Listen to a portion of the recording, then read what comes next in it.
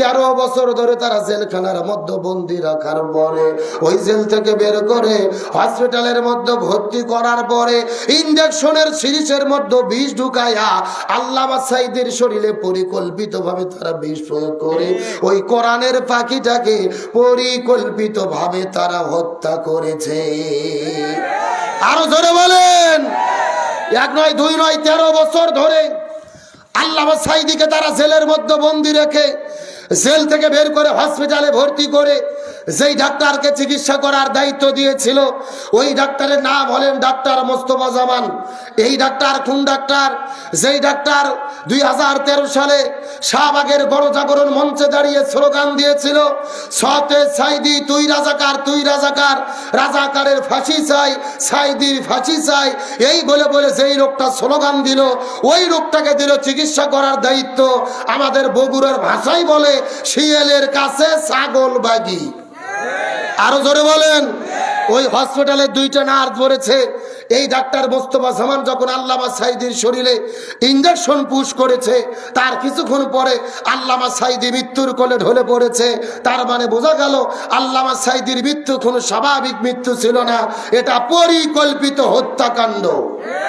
তবে আলহামদুলিল্লাহ, আল্লাহর শুকরিয়া, এই কোরআনের পাখি শহীদ আল্লামা দিলওয়ার হোসেন সাঈদীকে প্রথম যিনি মামলা দিয়েছিল নজিবুল বশর মাইজ ভান্ডারী, গতকালকে নিউজের ভেতরে দেখলাম তিনি মারা গেছে। এই জাহান্নামের কিটের বিদায় হয়েছে, তিনি পৃথিবী থেকে বিদায় নিয়েছে। আল্লাহু আকবার বলেন। এই ভণ্ড মাইজ ভান্ডারী নজিবুল বশর আল্লামা সাঈদীকে প্রথম মামলা দিয়েছিল। অপরাধ কি? বলেছিল আল্লামা সাঈদী ধর্ম অবমাননা করেছে। এখন বলেন, যে আল্লামা সাঈদী 50 বছর ধরে কোরআনের তাফসীর করলো, ওই সাঈদী কোরআনের বিরুদ্ধে বক্তব্য দেবে, ধর্মের বিরুদ্ধে বক্তব্য দেবে, এটা মানুষ তো দূরের কথা, শয়তানও বিশ্বাস করে না। এ কথা কর না কে? কিন্তু তার এই মিথ্যা মামলার ভিত্তিতে কোরআনের পাখিকে গ্রেপ্তার করা হলো। তারপরে আন্তর্জাতিক মিথ্যা অপরাধ ট্রাইব্যুনাল গঠন করে 13 বছর জেলে বন্দি রেখে হত্যা করা হলো। আমরা বলতে চাই, নজিবুল বশর মাইজ ভান্ডারী সত্যি যদি মৃত্যু হয়ে থাকে, আমরা বলি এর জানাজা কোনো আলেমের দ্বারা বাংলাদেশে যেন না হয়। তার কারণ আল্লামা সাঈদীর বিরুদ্ধে যে মামলা দিয়েছে এর আলেমের দ্বারা জানাজা পাওয়ার কোনো অধিকার। আমরা বাংলাদেশের সব হুজুর যদি একদল হই তাহলে কাজ হবে কি হবে না? আমরা বলি এই ভণ্ডের জানাজা যে পড়াবে আমরা তাকেই বয়কটের ডাক দেব। আর আমরা শখ আলেম যদি এক হয়ে যাই, ওরা কিছু করতে পারবে? এই বাংলাদেশের একজন সব্যসাচী কবি ছিল শামসুর রহমান, ওই শয়তান মরার আগে বলেছিল ফজর নামাজের যখন আজান দেয় মনে হয় ব্যবসা তার খরিদ্দারকে ডাকতেছে। নাউজুবিল্লাহ কন। এ মরার পরে আমরা ঢাকা শহরের সব আলেম একদল হয়েছি, আর জানাজা কেউ পড়বো না। পুলিশ যায় তাকে বড় মসজিদের ইমাম আগে বলে চলে গেছে, কিন্তু মুয়াজ্জিন আছে, মুয়াজ্জিনকে জোর করে ধরে নিচ্ছে, মুয়াজ্জিন নামাজও পড়াইছে। আমরা মুয়াজ্জিনকে নামাজের পরে বললাম, এই মুয়াজ্জিন তুমি নামাজ পড়াইলা কেন? মুয়াজ্জিন বলতেছে টেনশন করো না, পেশাব পায়খানা করে ওযু করিনি, দোয়াও পড়িনি, বিনে ওযুতে বিনে দোয়াতে মার দিছি, তার কারণ ওস্তাদের মার। এ জোরে কর, ওস্তাদের মার।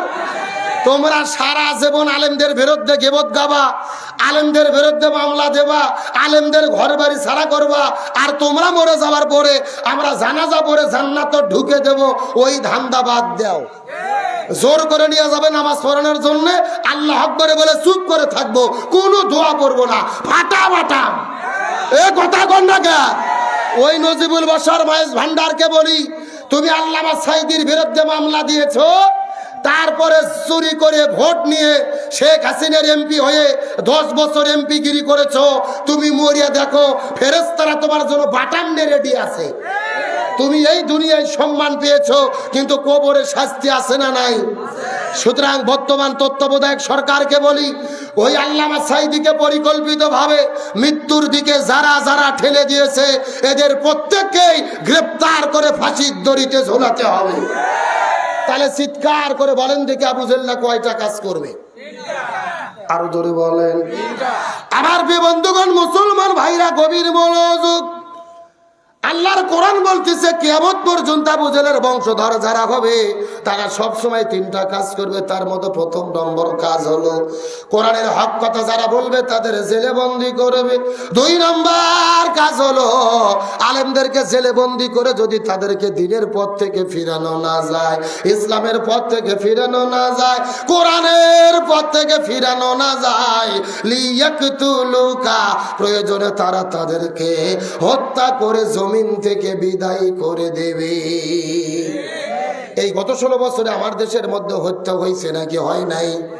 আমাদের নকিব, আমাদের আবার মৌলানা মতুর রহমান নিজামী, আব্দুল কাদের মোল্লা, সালাউদ্দিন কাদের শাখা চৌধুরী, আলী হাসান মোহাম্মদ মুজাহিদ, এই সমস্ত মানুষদেরকে জেলে বন্দি করে গলার মধ্যে ফাঁসির দড়ি ঝুলাইয়া এই জমিনের মধ্যে থেকে বিদায় করে দিয়েছে। এদের কোনো দোষ ছিল না, এদের কোনো অপরাধ ছিল না। এদের অপরাধ হলো একটা, এই জমিনের ভেতরে তারা কোরআনের সমাজ গঠনের স্বপ্ন দেখেছিল। এই যে আবু জেহেল তিনটা কাজ করবেন। 1 নম্বর জেলের মধ্যে বন্দি করবেন, 2 নম্বর হত্যা করে বিদায় করে দেবে, আর 3 নম্বর কাজ হলো এই দেশের মধ্যে যে আলেমদের জনপ্রিয়তা বেড়ে যাবে, যাদের মাহফিলে লক্ষ লক্ষ মানুষের উপস্থিতি ঘটবে, এই দেশের কোটি কোটি যুবকেরা যাকে আইডল বলে মনে করবে, যার মাহফিলে যুবকেরা ছুটে ছুটে চলে যাবে, ওই আলেমদেরকে তারা দেশে থাকতে দেবে না। লিইখুরিজুকা তাদেরকেই তারা দেশ থেকে বের করে দেবে। এই বাংলাদেশে গত 16 বছরের মধ্যে লক্ষ্য করে দেখেন, শহীদ আল্লামা দেলোয়ার হোসেন সাঈদীর পরে সবচাইতে যিনি জনপ্রিয়তা অর্জন করেছিল আমাদের প্রিয় ভাই ডক্টর মিজানুর রহমান আল আজহারী। এ কথা বলেন। আর আজহারী ভাই জনপ্রিয়তা অর্জন করার কারণে এই দেশের মধ্যে তাকে থাকতে জায়গা দিল না, তাকেও বাংলাদেশ থেকে মালয়েশিয়া যাইতে বাধ্য করা হলো। এই জন্য আবু জেহেল 3টা কাজ করবে। 1 নম্বর জেলে বন্দি করবে, 2 নম্বর হত্যা করবে, 3 নম্বর দেশ থেকে বের করে দেবে। এখন আমি আপনাদেরকে জিজ্ঞাসা করি, বগুড়ার মুসলমান চিৎকার করে বলেন তো, গত 16 বছরের ভেতরে আমার দেশের স্বৈরাচারেরা এই 3টা কাজ করছে নাকি করে নাই? এ জোরে বলেন, করছে নাকি করে নাই? তার মানে বোঝা গেল 1450 বছর আগের আবু জেহেল আর বাংলাদেশের গত 16 বছরের এই স্বৈরাচার হাসিনা আবু জেহেল, এদের ভেতরে বিন্দু মাত্র কোনো পার্থক্য নাই। তবে আলেমদের বিরুদ্ধে ষড়যন্ত্র করে কোনো লাভ নেই। আজহারী ভাইকে দেশ থেকে বের করে দিয়েছে, 5 বছর মালয়েশিয়াতে ছিল, 1 সপ্তাহ আগে তিনি বাংলাদেশে এসে কক্সবাজার পেকুয়ার মাহফিলে গিয়েছে। 1 নয় 2 নয় 15 লক্ষ মানুষ তার মাহফিলে উপস্থিত হয়েছে। চিৎকার করে বলেন আল্লাহু আকবার। এবং 1 দিন পরেই তিনি আরেকটা মাহফিল করবেন সেই যশোরে। 3 দিন ব্যাপী মাহফিল শুরু হয়ে যাচ্ছে। শেষ দিনে আজহারী আলোচনা করবে। ওই যশোরে আকিস গ্রুপের মাহফিল তারা প্যান্ডেল করেছে, অনুমান করা হচ্ছে যশোরে আজহারীর মাহফিলে 1 নয় 2 নয় 20 লক্ষ মানুষের সমাবেশ ঘটবে। আল্লাহু আকবার বলবেন না? আল্লামা সাঈদীকে তারা পরিকল্পিতভাবে হত্যা করে চিন্তা করেছিল সাঈদীর মাহফিলে লাখ লাখ লোক হয়, এই রকম বক্তা বাংলাদেশে আর আসবে না। কিন্তু সাঈদীর মাহফিলে লোক হয়তো 1 লাখ, আজহারী আসলে লোক হচ্ছে 20 লাখ। এগুলো কার খেলা? এ জোরে বলেন, কার ফয়সালা? তার মানে বোঝা যায় আলেমদের জেলেবন্দি করে, আলেমদের হত্যা করে, আলেমদেরকে দেশ ছাড়া করে কোরআনের এই গণজোয়ারকে বন্ধ করা যাবে।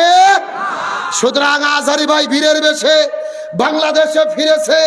15-20 লক্ষ 10 লক্ষ করে মানুষ তার মাহফিল উপস্থিত হবার মাধ্যমে বাংলাদেশে মেসেজ প্রমাণ করে আগামীর বাংলাদেশ হবে কোরআনের বাংলাদেশ, আগামীর বাংলাদেশ হবে মুসলমানদের বাংলাদেশ, আগামীর বাংলাদেশ হবে আলেমদের বাংলাদেশ।